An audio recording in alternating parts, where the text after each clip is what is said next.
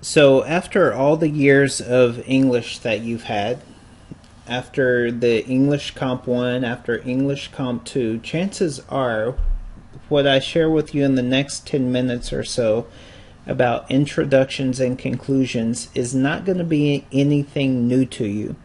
But what I do hope happens is that you may pick up some information that you don't already know, but that you'll definitely come away with a sense of why it's so important to include introductions and conclusions in not only your essays but especially with your speeches as we're concerned about. So let's focus on introductions and conclusions. Most of the time these are the two places where we spend the least amount of time. But I'm going to try to encourage you to spend at least a decent amount of time to develop a good introduction and conclusion for your speech. I like to think about introductions and conclusions as kind of analogous to getting a birthday present for your mom. Whenever you get someone a birthday present, they don't just want to exchange possession or ownership of an object. What they want is to know that somebody thought about them and cared about them enough to take the time to get something nice for them. That's what makes the transformation from just a transferring of ownership of an object into more of a memorable occasion.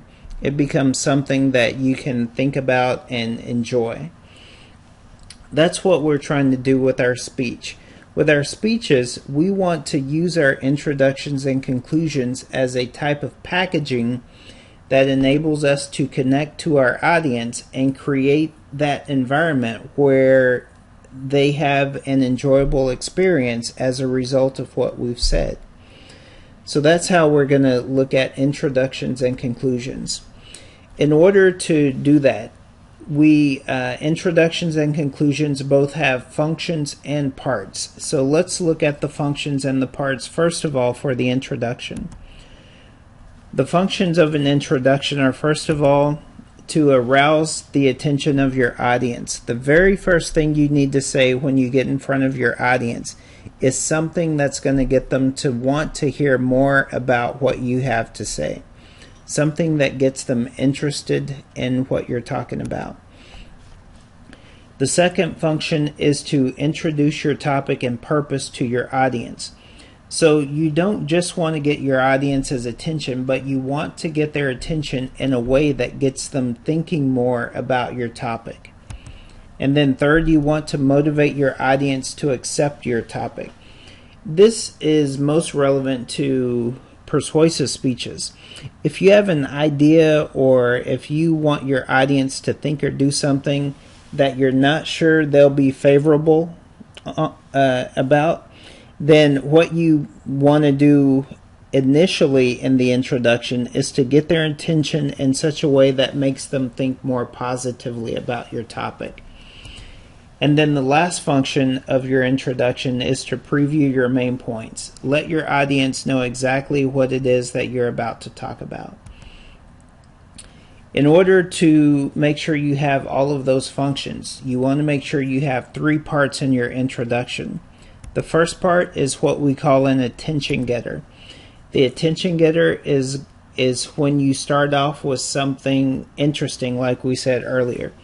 So an attention getter may be in the form of a quote, a famous quote. You've heard lots of people start their speeches with quotes before.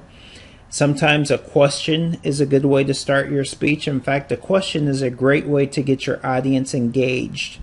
Whether it's a rhetorical question and you only pause for a moment to let your audience reflect on the question that you ask, not necessarily to respond, but just to think about it, or if it's a question that you actually want a response from. Sometimes that can be extremely effective.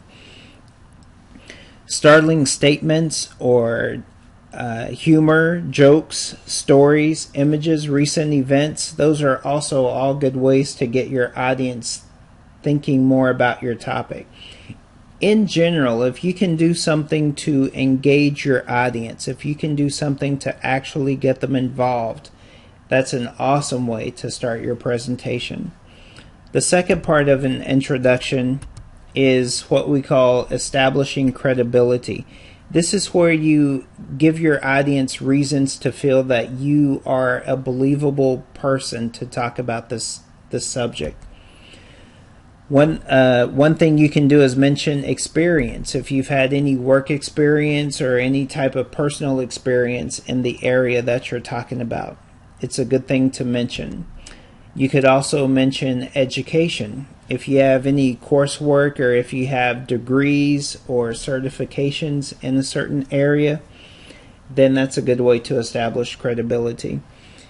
And these next two things aren't necessarily things that you do or mention, but they're just, it just has to do more with how you carry yourself.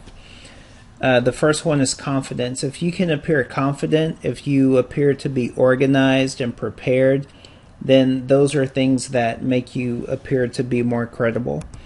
Also, if you are committed to your topic, if your audience senses that you have a genuine interest in what you're saying, then they will tend to believe you. The last part of your introduction, after your attention getter and credibility statement, is the thesis statement. Your thesis statement is where you provide a general direction for your audience as far as what you're talking about in your speech. If your topic is a little bit more complex or longer or more difficult to understand, you may want to think about offering a preview statement. A preview is where you give your audience the specific main points that you're going to talk about. So when it comes to your introduction, these are the functions and the parts that you want to make sure that you include in that. Now let's turn to the conclusion. The conclusion, just like the introduction, also has certain functions. The first function of the conclusion is to alert your audience. Every audience member feels a sense of relief if they've been listening to a speech for a while and then they hear the speaker say something as simple as "in conclusion." That's a nice, gentle way of letting your audience know that things are about to wind down to an end.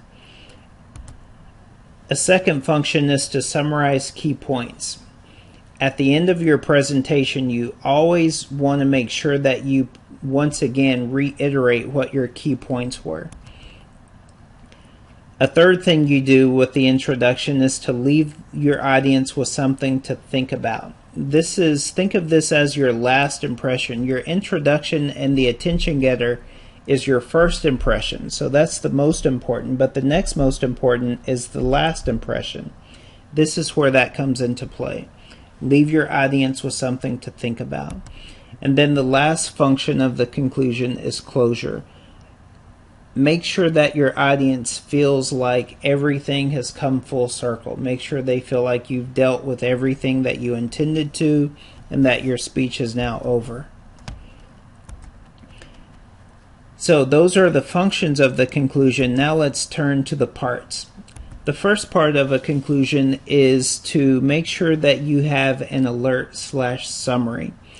The alert summary is when you start off by saying something like "in summary" or "finally" or "as we bring this to a close" or "in conclusion," something that gets your audience to recognize that you're almost finished with the speech.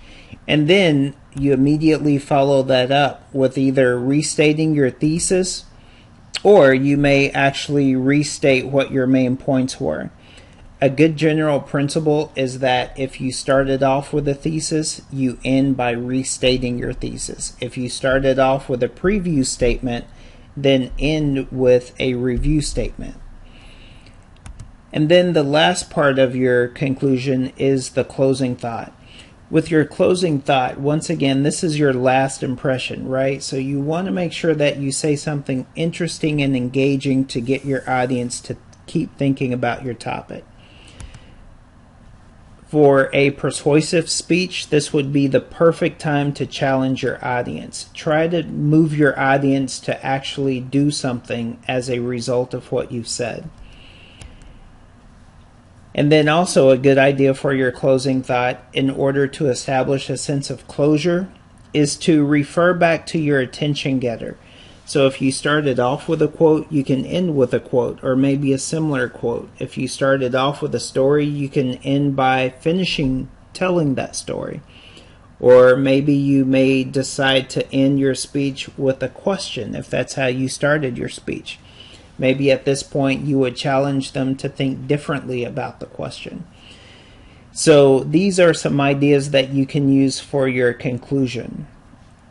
So once again, introductions and conclusions both have functions and parts. And if you make sure that you have those functions by including those parts, then this can really do a lot to help you make a connection with your audience. You don't just want to transfer information from your mouth to the audience's ears.